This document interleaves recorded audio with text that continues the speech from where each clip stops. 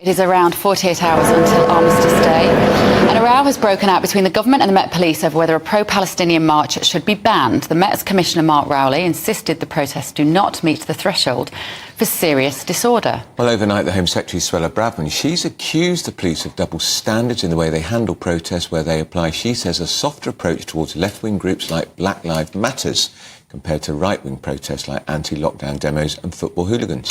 But it's been reported that some within her party are concerned that the comments on the march will inflame tensions and anger. And you wouldn't believe who's spearheading the pro-Palestinian march? That's right.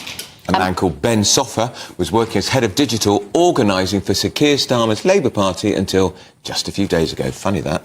So quite a lot to digest there, Andrew. We want to hear your thoughts on this at home. But what do you think of Suella Braverman's comments this morning? She's deliberately provocative, but she's got a point, hasn't she?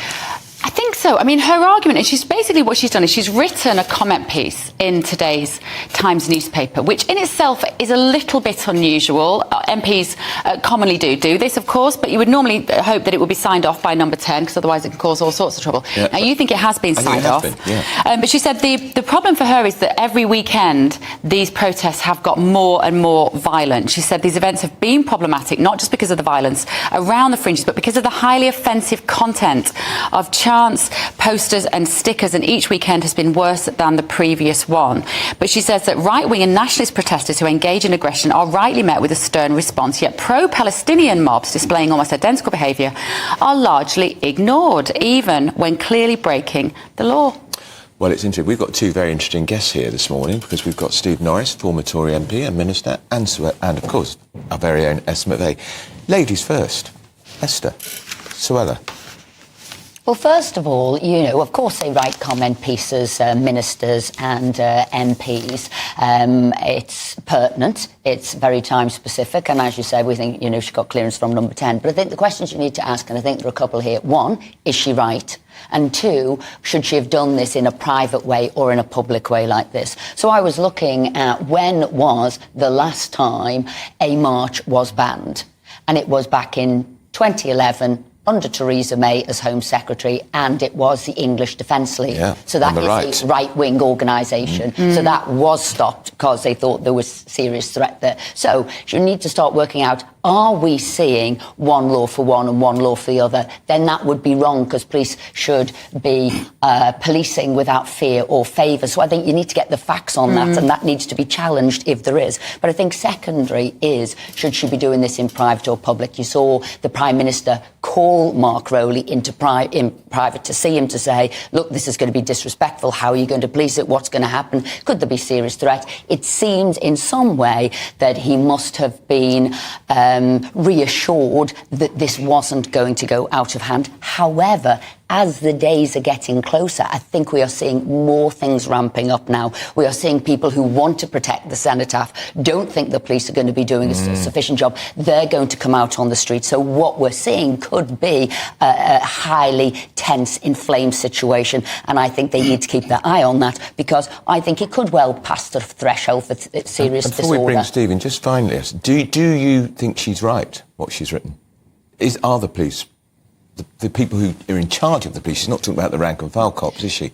Are they biased? Right. So I think there's two things here. There's one to do with size and bias, right? When it seems to me the protest seems to be so big, it seems now the police are intimidated and cowed, and that's why they're not doing anything. Give them a small protest, even the Sarah Everard one, which they thought they were going to do during lockdown, and they handled that so badly, and it was a small one. They tried to, in some way, contain that, but then you saw the Black Lives Matter one where they didn't. So is it between left and right, or is it about size? They feel intimidated, they feel cowed, where really we should be giving them the confidence they need. Those rank and file police who actually, I think, do hold the beliefs we do. I think as they go into senior police officers, they get a bit more politically correct, they get a bit more political, a bit woke, a bit liberal, left-leaning and weaker.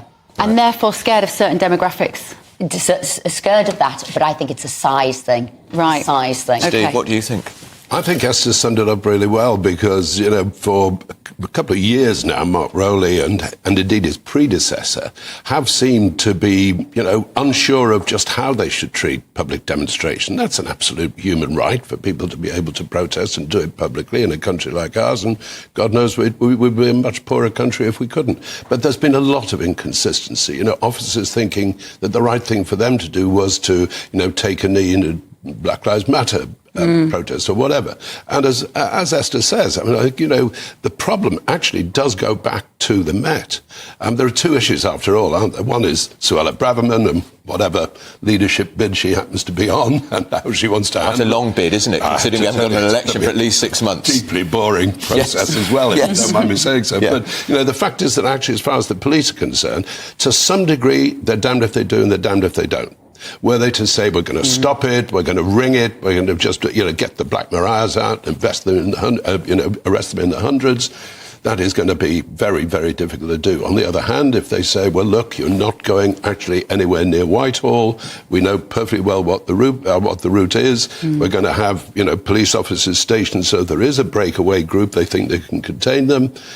Well, then perhaps that's the only solution. I do think, as I say, it's a tough job policing public demonstrations, and we should never forget that. Yeah. And the record of the Met, I think, over the last few years, you know, as a kind of Londoner, I have to tell you, has not been great. Well, I think everybody knows that. Public trust in the Met has collapsed. I think it has, and this is Mark Rowley's massive agenda, as far as I'm concerned. This is his job. He's got to reinstate confidence in the Metropolitan Police, in a sense that they just do their job fairly, whether you're protesting, you know, that we should have, you know, a ceasefire now, or whether you believe that that would be entirely wrong. That's a matter for each of us to make our own minds up on.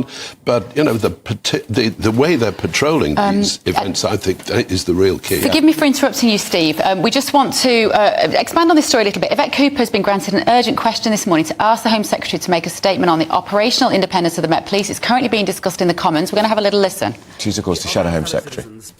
Are feeling deeply uneasy at what is going on in the Middle East, but its repercussions domestically as well. We have seen a spike in Islamophobic offences. There have been 21 arrests in the last 4 weeks for Islamophobic offences. We have seen a surge in anti-Semitic offences. There have been 98 arrests for anti-Semitic offences in the last 4 weeks. And I've been contacted this morning by members of the Jewish community who are deeply uneasy about what this weekend will bring.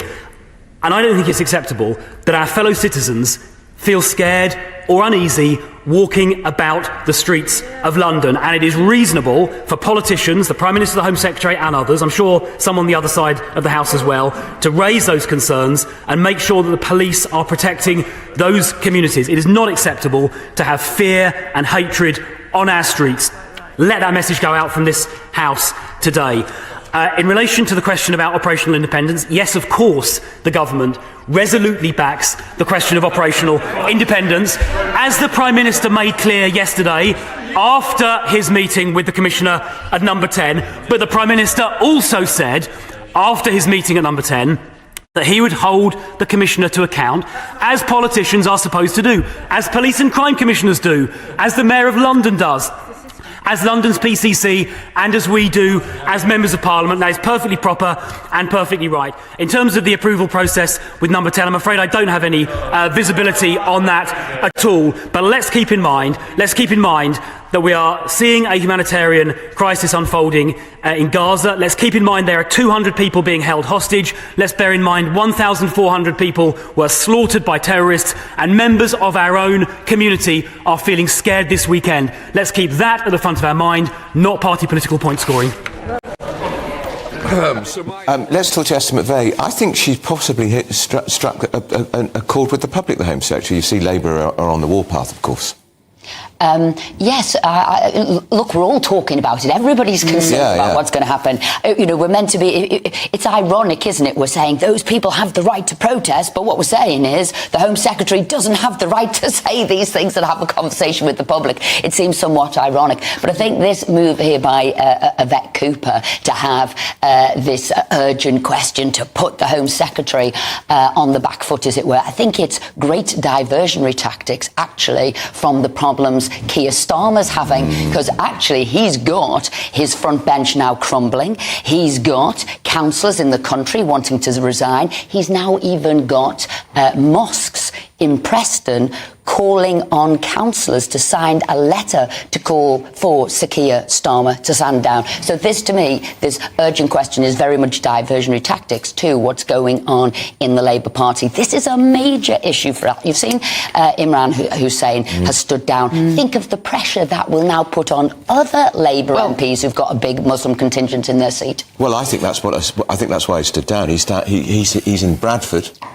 George Galloway won a by-election in Bradford anti the Afghanistan wall. Yeah, you know, what strikes me about all of this is the absolute death of multiculturalism. If we thought multiculturalism was was building one society, you see some of these clips of Muslim leaders preaching the divine right of Muslims and the divine obligation of Muslims to side against Israel in this dispute. And that's in this country. That's not in Iran or in Qatar or anywhere else. This is in this country. If we think multiculturalism has been, a great achievement in this country, I'm afraid we're wrong.